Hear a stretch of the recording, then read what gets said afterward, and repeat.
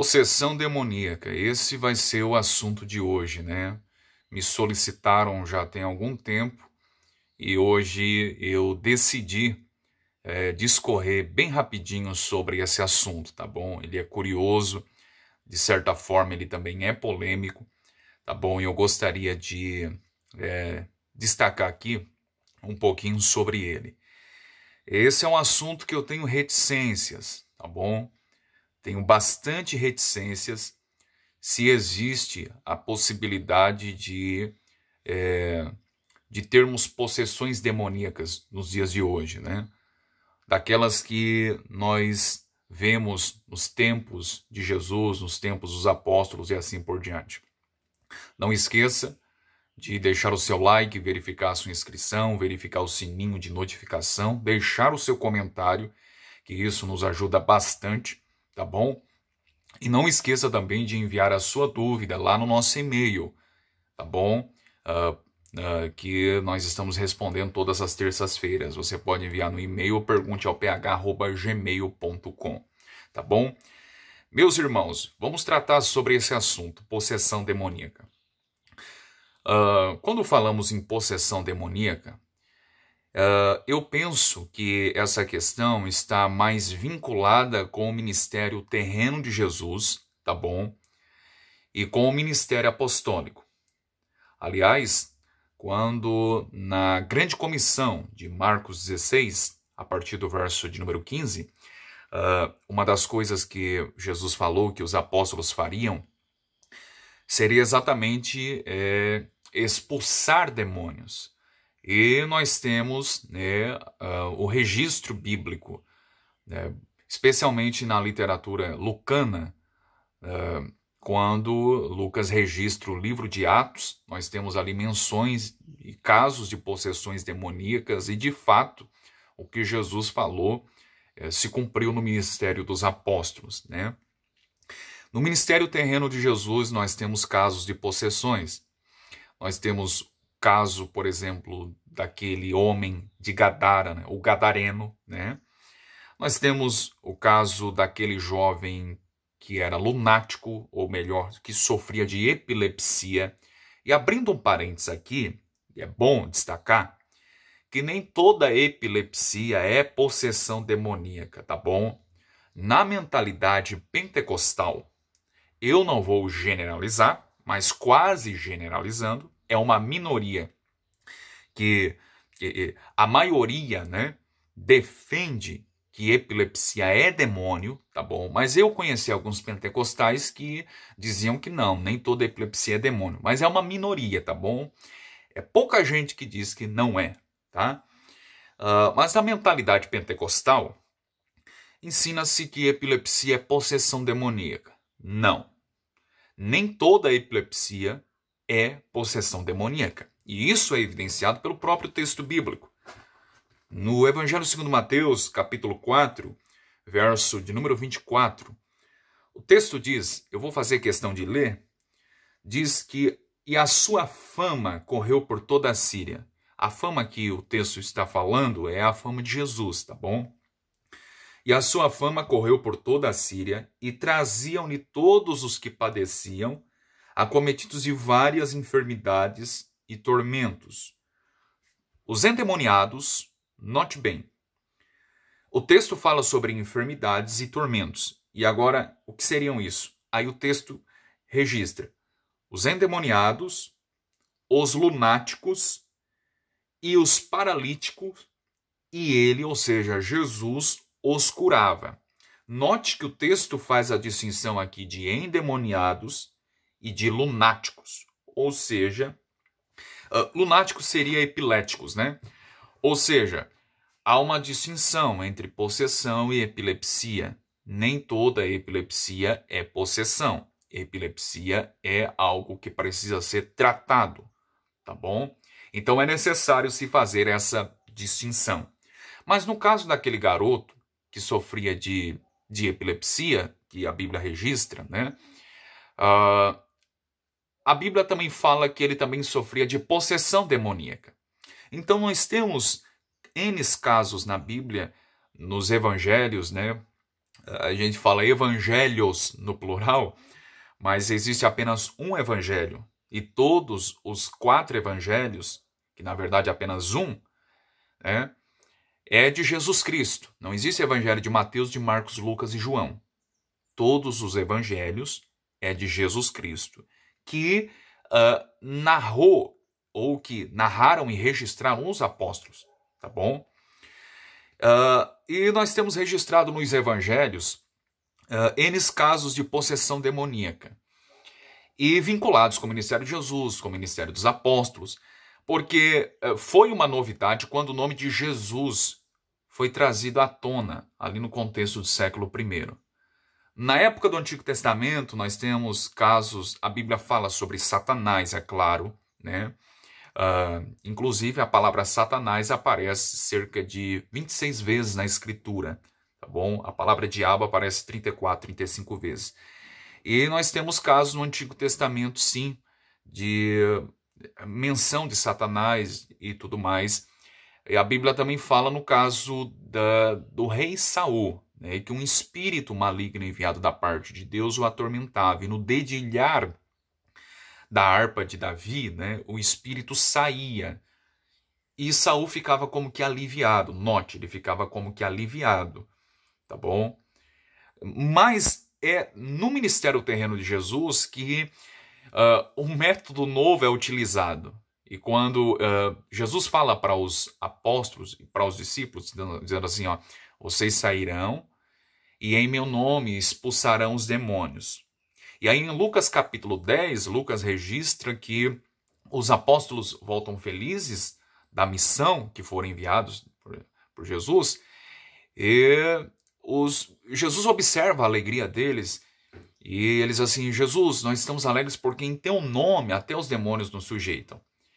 O nome de Jesus não havia sido conhecido até então, até a encarnação de Cristo, né?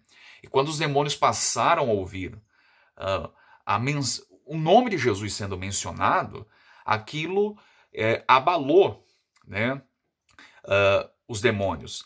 Aquilo abalou Satanás. E aí Jesus destaca, né? Eu via Satanás cair do céu como um raio. Algumas pessoas entendem que ali é uma referência à queda de Satanás do céu, né? Num tempo em que, antes de Deus ter criado o universo e tudo mais. Mas o contexto não aponta para isso, né? Eu prefiro entender o texto de maneira fria. Jesus falou, e o que ele falou é aquilo mesmo. Jesus disse, eu vi a Satanás cair do céu como um raio. Não foi algo do passado, foi algo naquele contexto ali, quando eles foram enviados para a missão em Lucas capítulo 10, e ele recebe a ordem para expulsar demônios em nome de Jesus. Os demônios são expulsos e ficam em polvorosa quando ouvem o nome de Jesus. E aí Jesus disse, pois é, vocês estão alegres? Eu vi a Satanás cair do céu como um raio. Quando vocês utilizaram o meu nome, como eu mesmo falei para vocês usar, ele caiu. Foi naquele instante que os apóstolos foram enviados para a missão, percebe? Então, falar em nome de Jesus era algo que foi, digamos, novidade para os demônios, né, e para Satanás. Então nós temos casos vinculados com o ministério terreno de Jesus e com o ministério dos apóstolos. Por quê? É muito simples. Porque o Deus encarnado estava entre eles, né? E quando Satanás percebeu que o Deus encarnado estava ali, aquilo abalou, digamos, o seu império, tá bom? É muito interessante, por exemplo, quando Jesus chega em Gadara e as legiões ali que estavam no endemoniado gadareno disseram, Jesus, por que viesse nos atormentar antes do tempo? Aquilo mexeu com o império de Satanás, ok? E quando eu leio a Escritura, eu entendo também que há possessão e há libertação quando a palavra é pregada. E o que acontece nessas igrejas, principalmente essas igrejas falsas aí, né, que nós temos casos de possessões demoníacas, o que acontece são pessoas que do nada começam a ter reações num culto e todo mundo diz, é demônio, traz aqui para frente que vamos expulsar, né? Mas o texto, quando eu olho para a Escritura, eu olho, por exemplo, para aquilo que escreveu o Evangelho segundo Marcos, Jesus estava na sinagoga ensinando a Escritura do Antigo Testamento e, de repente, um rapaz, ele tem reações ali, ele fica possesso. E Jesus expulsa. Por quê? Porque a palavra estava sendo exposta, ensinada, explicada, pregada, anunciada e aplicada. Então, quando há casos de possessão demoníaca na Escritura, eu entendo também que é quando a palavra está sendo exposta. Se não há exposição da palavra, não há libertação. Percebe? É necessária a palavra ser exposta, porque quando a palavra é exposta, a pessoa é liberta. Percebe? Aí os casos de hoje, PH. Olha, eu vou dizer que eu tenho dificuldade em crer nessas possessões, principalmente nessas igrejas aí pentecostais, principalmente em igrejas neopentecostais. Essa aí do pedir mais cedo, né? Você percebe que é todo um espetáculo. E eu tenho dificuldade, né? Eu tenho dificuldade em crer realmente, né? Eu posso até pensar que é possessão, porque o que mais o diabo gosta é de espetáculo. Ele adora um espetáculo. Ele gosta de fazer suas palhaçadas. E onde tem público, ele gosta de estar, né? Se ali é um lugar onde é a sinagoga dele, onde a Bíblia é adulterada, onde os ensinos são heréticos, ele ama aquilo, ele ama espetáculo. E por que não dizer que, na verdade, é possessão sim, né? Então precisamos atentar. Há casos, por exemplo, no meu tempo de pentecostal, que havia possessão, mas quando a gente ia verificar, a pessoa estava sob o domínio do álcool. Então, se alguém chegou na sua igreja e começa a ter reações estranhas no banco, na cadeira, certifique-se. Será que ele está sob o domínio do álcool? Se tiver acompanhado com parentes, pergunte aos parentes se ele não toma alguma medicação, se ele não sofre, por exemplo, de epilepsia, né? Veja se não está sob efeito de drogas.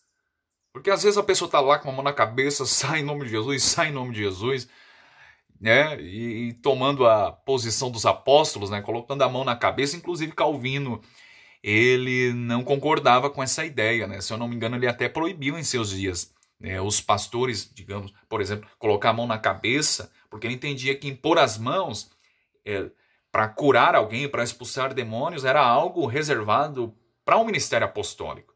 E ele entendia que a única exceção para impor as mãos sobre a cabeça de alguém é dado exatamente ao ministro do evangelho. Não é mais ninguém, não é você que nunca conversou comigo, não é nada meu e quer colocar a mão na cabeça, deixa eu orar por ti. O Calvino não, o Calvino dizia, olha, é um ministro do evangelho que faz isso, tá?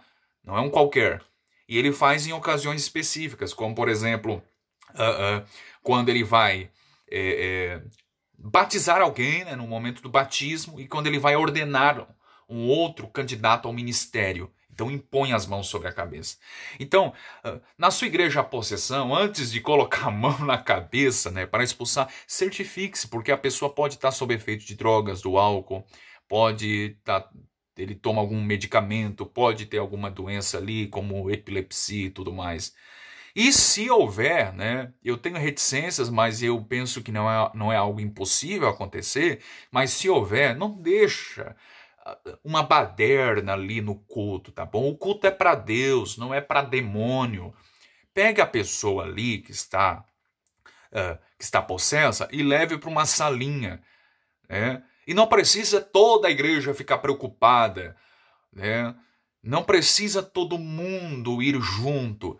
Vai ali, no máximo, 3 obreiros para expulsar, tá bom? E o culto, PH? O culto continua normalmente. O culto é para Deus. E o centro não pode ser o demônio, tá bom? Então faça isso. Eu penso que a maior possessão demoníaca nos dias de hoje está nos púlpitos das igrejas.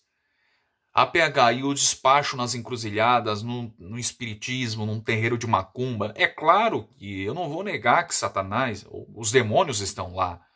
Eu não vou negar isso.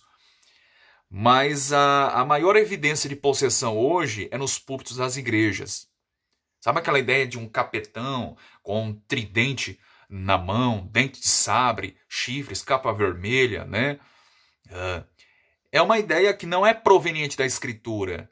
É uma ideia que é mais proveniente do contexto medieval, quando os pintores começaram a pintar seus quadros, e para ensinar, né, a Escritura, fins didáticos para pessoas leigas que não tinham tanto conhecimento, né? Então começavam a pintar, a registrar, né? Então eles, por exemplo, o diabo, quem é o diabo?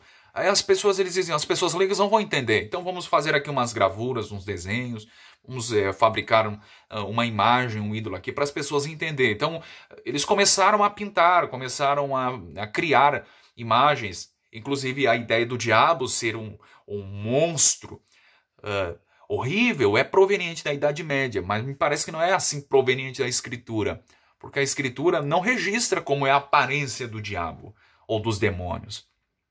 Inclusive, o apóstolo Paulo, na segunda carta aos Coríntios, ele destaca que ele se transfigura em anjo de luz. Então, ele se transfigura até mesmo numa aparência bonita, para não aparecer da forma como ele é. Então a Escritura, o máximo que ela chega é isso que Paulo destaca, que ele se transfigura em anjo de luz, né, sobre a aparência do diabo. Então eu penso que a maior possessão nos púlpitos das igrejas, sabe? Não é simplesmente dessas seitas, aí testemunhas de Jeová e tudo mais, mas até mesmo em algumas que se dizem igrejas evangélicas. Martim Lutero argumentava nesse sentido. Sabe o que dizia Lutero?